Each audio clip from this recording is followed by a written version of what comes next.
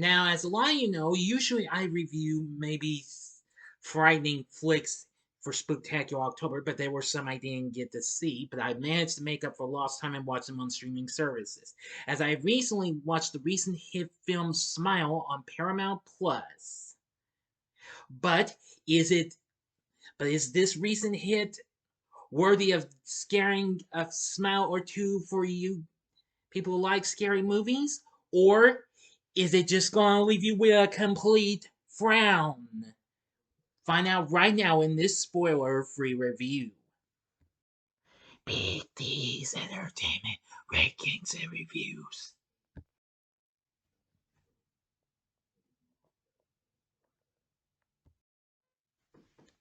So, greetings, my fellow YouTubers, and welcome to Big D's Entertainment Rankings and Reviews. My name's Dual, better known to you as the Big D, and this time around I bring to you a spoiler-free review of the 2022 psychological horror flick Smile, released by Paramount through the through their Paramount Players label. The film is directed by Parker Finn in his directorial debut. Based on his 2020 short film Laura Hasn't Slept. The film stars Sosie Bacon, that's Kevin Bacon's daughter. If I'm not mistaken. That's right. Just making sure. As a therapist named Rose Cotter, who, after witnessing a bizarre suicide of a patient, goes through increasingly disturbing and daunting experiences, leading her to believe what she is experiencing is supernatural. Now, the film also has Jessie T. Usher, Gallner, Robin Weigert, Kal Penn, and Rob Morgan, as well as Caitlin Stasey playing the same character she played in the short film. The film got a lot of good reviews since it came out back in September of this year. And now, though the film was originally set to come to Paramount Plus, Paramount opted to release the film theatrically after strong positive test screenings. And, well, now it's on Paramount Plus. The film has done pretty well. Now, again, this is a spoiler-free review. I will not give the whole story away. Now, I like how the film starts out just early into the movie as we see a stressed and overworked psychiatrist named Dr. Rose Cotter meeting with Laura Weaver, a PhD student who had several days earlier witnessed her art history professor die by suicide, and she claims that an entity taking the form of smiling people is stalking and telling her she is going to die. Soon thereafter, she begins screaming hysterically and has a seizure. After Rose calls for help, she sees Laura standing up and grinning. Yes. And with a short of a broken plant pot, she commits suicide by slitting her throat. Ow! Yep.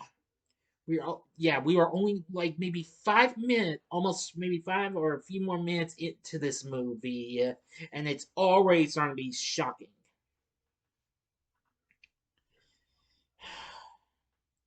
But if that was enough, Rose later sees Carl, a manic patient, grinning and shouting she is going to die. Well, her supervisor gives her a wake up. In the following days, the hallucinations continue, making Rose seem unhinged and dangerous to people around her, including her fiance and her sister. So anyway, yeah, that's all I'm going to give you on the story and what have you. So you're just going to have to see the movie. From what I've seen of Smile, I'm going to say it was pretty freaky and what have you. But nevertheless, I still like it though, for obvious reasons. I think the visuals were absolutely really, really good. Some were kind of, well, again, freaky, creepy, and all that jazz. The themes of the film were pretty good. Now, our cast performances were pretty good, but the big one was Sosie Bacon. I mean, this isn't her first film. She's done numerous films as well, including.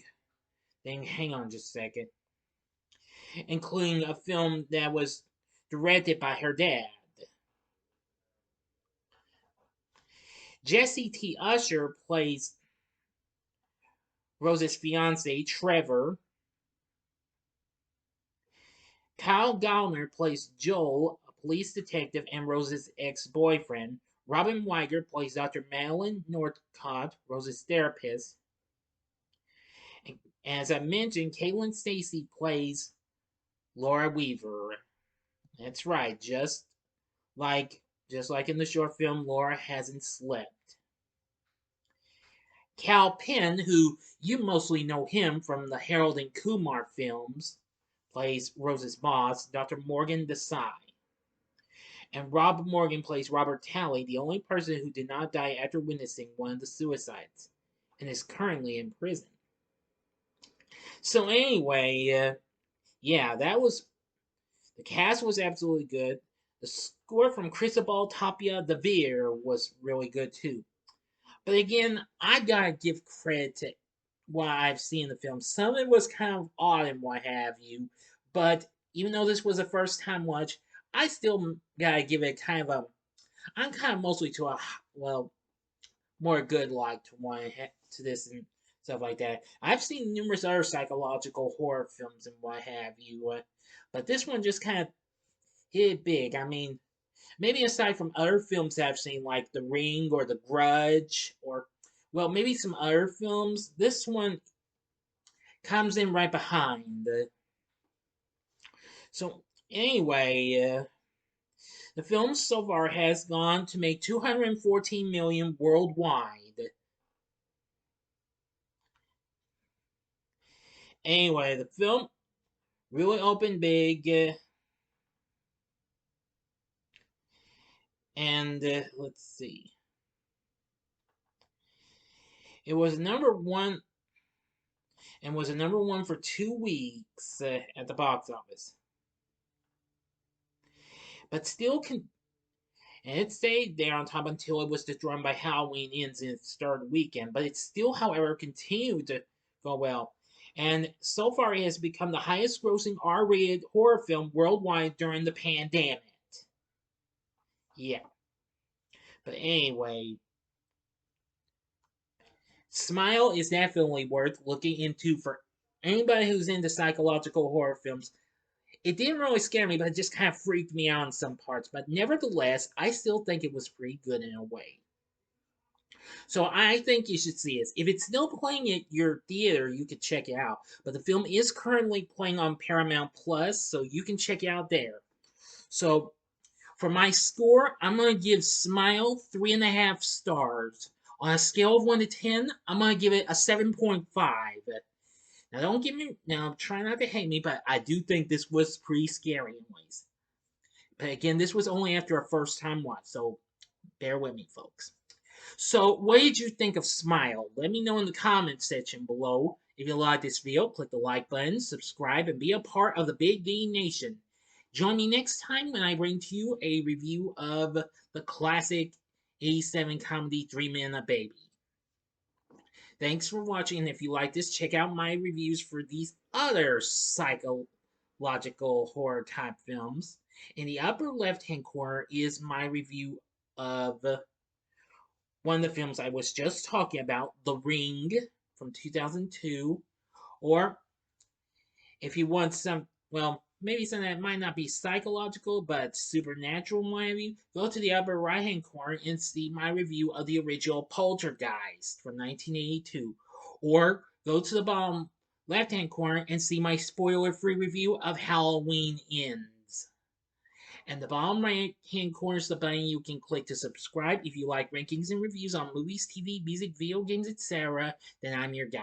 Thanks for watching. Until next time, I'm the Big D saying, see ya.